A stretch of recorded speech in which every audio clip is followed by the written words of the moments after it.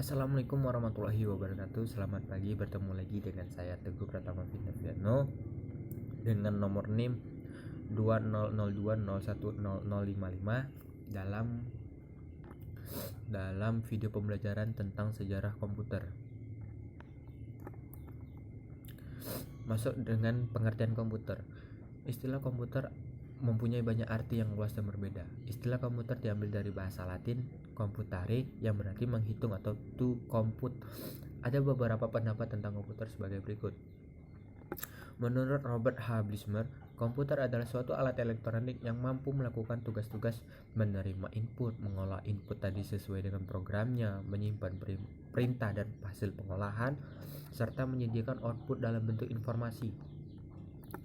Yang kedua, menurut Donald H. Sanders, komputer adalah sistem elektronik yang dapat memanipulasi data yang cepat dan tepat, dirancang dan diorganisasikan supaya secara otomatis menerima dan menyimpan data input, mengolah data tersebut dan menghasilkan output, serta bekerja berdasarkan langkah-langkah instruksi program yang tersimpan di memori. Lalu, kesimpulan. Komputer adalah alat elektronik yang dapat menerima input data, dapat memberikan informasi, serta menggunakan suatu program yang tersimpan di memori komputer. Lalu, dapat menyimpan program dan hasil pengolahan tadi, serta bekerja secara otomatis tanpa harus diperintah. Komputer generasi pertama. Komputer generasi pertama dibuat pada tahun 1946 dengan menggunakan media tabung vakum. Tabung vakum adalah material yang tidak efisien karena dapat menimbulkan panas yang berlebih dan juga membutuhkan daya listrik yang sangat besar untuk menghidupkannya atau dapat bekerja. Komputer generasi ini memiliki kemampuan yang terbatas untuk memecahkan suatu masalah dalam satu waktu. Untuk melakukan input digunakan kartu berlubang atau punch card dan pita kertas. Namun dengan fungsi yang terbatas, biaya pembuatan komputer generasi ini terbilang fantastis, yaitu sekitar $1 juta. Komputer generasi kedua dibuat pada tahun 1959 sampai 1965 dengan teknologi transistor. Teknologi transistor menjadi awal kemunculan komputer generasi kedua yang menggantikan peran dari tabung vakum pada komputer generasi pertama. Perkembangan transistor melambangkan peningkatan teknologi di masa itu. Pada komputer ini digunakan bahasa pemrograman yang hanya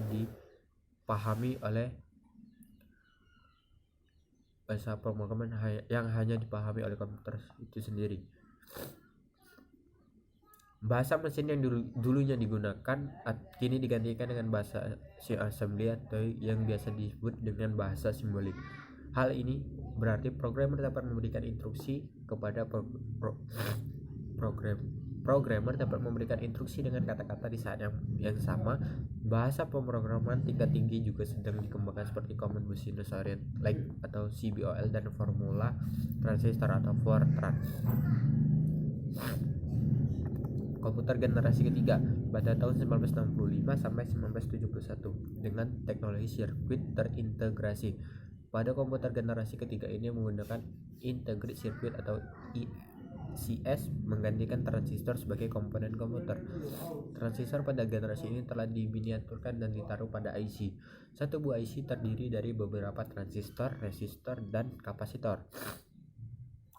IC pertama kali dikembangkan oleh Jack Kilby, seorang insinyur listrik yang mana kemudian dianugerahkan hadiah Nobel atas penemuannya tersebut. Bagaimana tidak, dengan penemuannya tersebut memberikan peningkatan yang signifikan terhadap kecepatan dan efisiensi dari sebuah komputer. Pada generasi ini, pengguna dapat berinteraksi dengan menggunakan keyboard dan monitor dengan interface sistem operasi, sebuah kemajuan bila dibandingkan dengan kertas berlubang atau punch card. Lalu komputer generasi keempat 1971 hingga sekarang dengan sistem atau teknologi mikroprosesor. Mikroprosesor atau generasi keempat ini adalah komputer yang banyak Anda lihat di sekeliling Anda saat ini. Komputer adalah konsep utama di balik generasi ini. Dalam satu chip terdiri dari ribuan transistor dan elemen sirkuit lainnya yang dihubungkan menjadi satu. Perkembangan komputer generasi keempat tidak terlepas dari Intel, salah satu perusahaan yang membuat atau menciptakan Intel 4004 chip yang menjadi langkah awal pada perkembangan teknologi komputer yang kemudian menggantikan komponen-komponen komputer lainnya. Di tahun 1971, komputer pertama buatan IBM diciptakan yang didesain khusus untuk penggunaan rumahan, dan pada tahun 1984, Macintosh pertama kali diperkenalkan oleh Apple. Di generasi ini melahirkan ide untuk menciptakan sebuah jaringan komputer yang akhirnya mengarah pada perkembangan dan kelahirannya internet. Kemajuan besar lainnya yang berada di generasi ini adalah diciptakannya Graphical User Interface atau GUI, mouse, dan kemajuan yang menakjubkan lainnya hingga menghasilkan komputer jinjing atau biasa disebut dengan laptop yang saat ini Anda pakai. Lalu komputer generasi kelima sekarang hingga masa depan. Tentu dengan teknologi kecerdasan tentunya. Komputer generasi kelima ini memiliki teknologi berdasarkan kecerdasan buatan. Tujuan dari pengembangan komputer generasi kelima ini adalah menghasilkan sebuah komputer yang dapat merespon dengan input bahasa yang kita ucapkan dan memiliki kemampuan untuk mempelajari lingkungan sekitar dan menyesuaikan dirinya sendiri. Komputer kuantum, molekuler, dan nanoteknologi menjadi kunci dari teknologi komputer generasi ini. Jadi boleh dikatakan bahwa komputer generasi kelima ini adalah komputer yang dibuat berdasarkan kecerdasan pada manusia. Lalu fungsi dan kegunaan dari komputer itu sendiri. Apa sih fungsi dari komputer? Fungsi dari komputer itu banyak, seperti membantu segala aktivitas manusia, serta membantu segala urusan. Jika dulu di awal perkembangannya fungsi komputer hanya digunakan sebagai alat hitung, berbeda dengan sekarang. Kegunaan komputer yang memiliki multifungsi. Selain itu, awal diciptakan komputer hanya dimanfaatkan oleh kalangan pelaku bisnis dan lembaga pemerintahan saja, tetapi berbeda dengan sekarang. Setiap orang memiliki komputer, baik itu orang dewasa, anak-anak, serta hal-hal lainnya. Komputer banyak kita temui di sekolah, universitas, kantor, bahkan setiap rumah pun telah memiliki komputer. Lalu apa manfaat komputer? Manfaat komputer ada banyak, seperti media untuk mempermudah pekerjaan. Tentu, dengan menggunakan komputer, segala urusan pekerjaan akan lebih mudah, cepat, dan efisien. Berbeda dengan tidak menggunakan komputer, pekerjaan akan melambat, waktu pun terkuras, dan tidak efisien. Lalu yang kedua adalah media untuk mencari informasi. Kegunaan komputer yang kedua adalah untuk mencari informasi tanpa harus menanyakan kepada seseorang, mencari ilmu di buku. Kita hanya perlu membuka situs web, lalu kita masukkan apa yang akan kita cari, seperti mesin pencarian di Google, Yahoo, Bing, dan yang lainnya. Dalam hitungan detik, informasi yang kita butuhkan akan muncul dengan sendirinya tanpa harus menggunakan buku atau bertanya kepada seseorang. Kini Anda tidak perlu repot-repot lagi bertanya kepada orang atau mencari di buku dalam mencari informasi tertentu. Yang ketiga adalah sarana penunjang pendidikan. Bagi sebagian orang yang berprofesi sebagai guru, tentu ini sangat membantu karena tidak perlu lagi repot-repot untuk masuk ke kelas lalu ceramah di depan kelas, hanya menyajikan video, simulasi, dan program presentasi melalui komputer. Siswa pun akan lebih mudah dalam memahami materi pelajaran. Bagi siswa sendiri, manfaat komputer sangat penting dalam menunjang kegiatan belajar mengajar. Berkat adanya aplikasi-aplikasi pintar yang dipasang di dalam komputer, siswa menjadi lebih mudah dalam menggali ilmu. Peran buku manual pun dapat digantikan dengan buku elektronik atau e-book. Yang keempat adalah media komunikasi. Tentunya komputer sebagai media komunikasi itu sangat digunakan. Kita bisa berkomunikasi dengan orang yang jaraknya jauh sekalipun. Kita bisa berkomunikasi lewat tulisan, suara, bahkan bertatap muka melalui video streaming. Dengan makin merebaknya aplikasi chatting dalam komputer, kini semakin mudah untuk orang melakukan komunikasi. Yang kelima adalah media hiburan. Tak perlu harus serius dalam menghadap komputer kita dapat mengakses situs-situs hiburan seperti mendengarkan musik, menonton video, bermain game, serta hal-hal lainnya yang bersifat hiburan. Yang keenam adalah lahan usaha. Meskipun untuk memiliki sebuah komputer kita harus merogoh kocek yang mahal, tetapi di sisi lain komputer juga bisa dimanfaatkan untuk mencari uang, yaitu dengan membuka usaha. Ada banyak lahan usaha yang memanfaatkan komputer seperti warnet, kursus komputer, programmer, video editing, percetakan, dan lain sebagainya. Apalagi zaman sekarang ini telah menyambar suatu bisnis yang memanfaatkan komputer untuk jual beli yang disebut bisnis online. Kita hanya duduk manis di depan komputer, memasarkan produk kita, lalu pembeli akan datang dan memesan produk yang kita pasarkan tersebut. Yang terakhir adalah alat kontrol, yaitu komputer sebagai alat kontrol adalah untuk mengontrol segala aktivitas.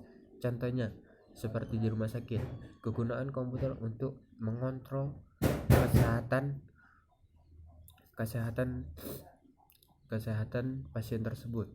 Yang selanjutnya adalah di bidang usaha, dapat mengontrol kegiatan bisnisnya walaupun pengusaha tersebut berada di tempat yang sangat jauh. Dampak positif dan dampak negatif penggunaan teknologi komputer. Dampak positif dan negatifnya. Apa dampak positifnya? Internet sebagai media komunikasi, media pertukaran data, media untuk mencari informasi atau data, kemudahan memperoleh informasi yang ada di internet, bisa digunakan sebagai lahan informasi di bidang pendidikan, kebudayaan, dan lain-lain, kemudahan bertransaksi dan berbisnis dalam bidang perdagangan. Dampak negatifnya adalah pornografi, violence dan engor, carding atau pembobolan kartu kredit dan ATM. Yang keempat, perjudian. Yang terakhir adalah kecanduan game online. Dampak positif dan dampak negatif komputer dalam bidang pendidikan. Dampak positifnya apa?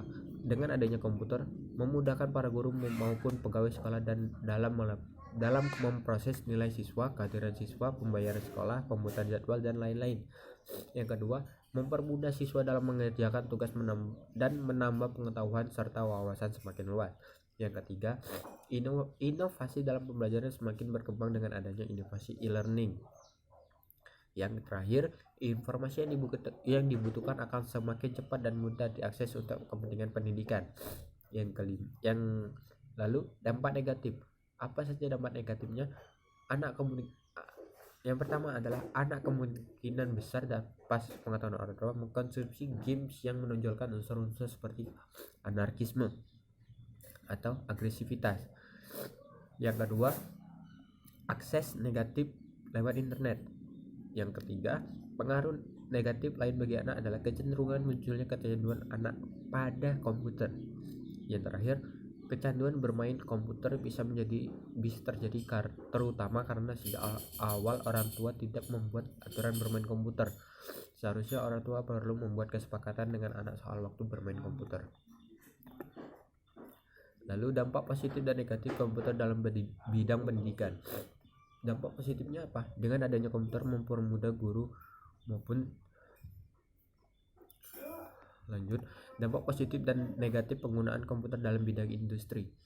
Dampak positifnya apa? Proses produksi menjadi lebih cepat, produktivitas meningkat, mesin-mesin berteknologi komputer mampu memproduksi barang dengan kuantitas yang banyak sekaligus. Baik.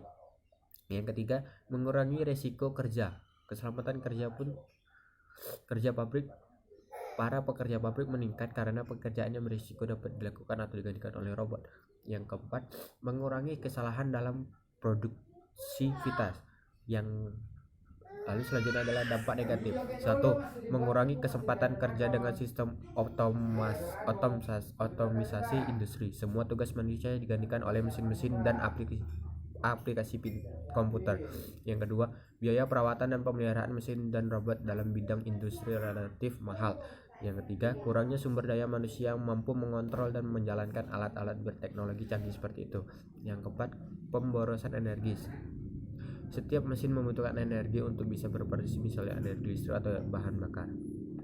Baiklah, terima kasih. Itulah video pembelajaran saya tentang sejarah komputer, fungsi, kegunaan, serta dampak negatif. Semoga bertemu lagi di video selanjutnya.